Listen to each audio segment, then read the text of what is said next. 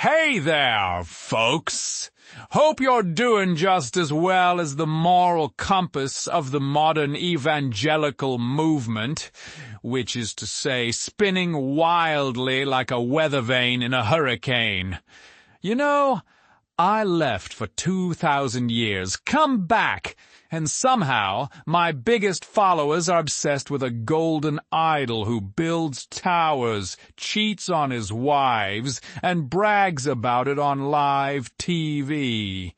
Evangelicals. What happened?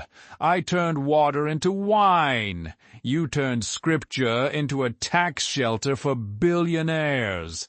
I said, love your neighbor. You said, build a wall. And then handed the hammer to a guy who paid hush money to a porn star while his third wife was home with a newborn. Classy. I healed the sick for free. He tried to strip health care from 30 million people and called it a win. I fed the poor with loaves and fishes. He fed the rich with tax cuts and called the poor lazy. And yet, I'm the one you stopped inviting to church. Trump once held a Bible upside down in front of St. John's Church, like it was a weapon. He didn't read it. He didn't open it. Pretty sure he thinks Corinthians is a hotel chain. But you cheered. You cheered when he tear-gassed protesters so he could take a photo. Then you called it defending Christianity.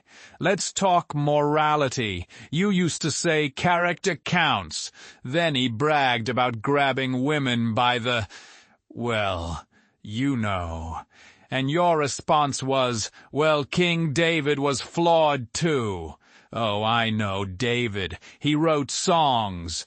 Trump writes mean tweets at 2 a.m. in adult diapers. I preached, turn the other cheek. He said, punch him in the face and I'll pay your legal fees.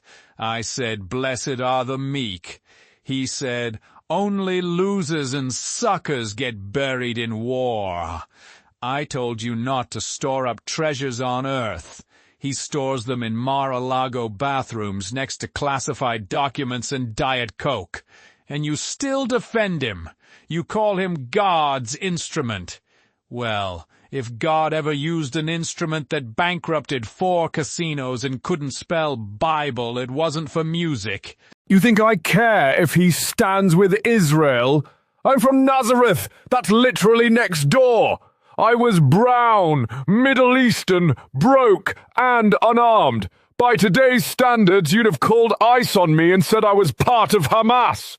Let's not pretend you're defending me. You're defending power, comfort, control, and maybe a timeshare in the rapture. You talk about family values, but you backed a man who mocked a war widow, called Haiti a hole, and told 4 women of color in Congress to go back where they came from. One of them was from Detroit. You wanted prayer in schools? Fine. But when kids prayed for their lives during school shootings, he sold more guns and blamed video games. And the worst part? You know. Deep down, you know he doesn't believe any of it. He's not one of you. He's not even pretending anymore. He just figured out how to sell Jesus like a hat.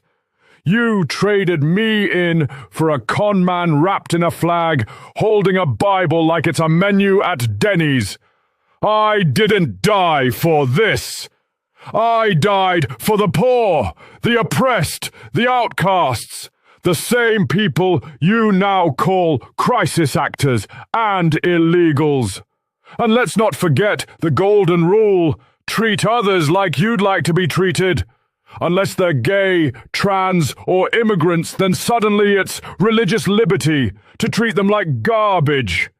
Trump Tower, how poetic. A name built on sand, pride, and unpaid contractors. You didn't crucify me this time. You just branded me. And when the poor cry out, when the refugees beg for mercy, when the sick knock on your mega-church door, you quote me, but you don't follow me. So no, I'm not angry. I'm disappointed. And when Judgment Day comes, don't look for me at the pulpit next to him. I'll be out back, helping the people you turned away. And just so you know, he's not on the guest list. Birds are eating my face. Leopards are eating my face. Birds! The birds are eating my face! Now, with 100% more righteous sarcasm and 0% patience for hypocrisy. Enjoy.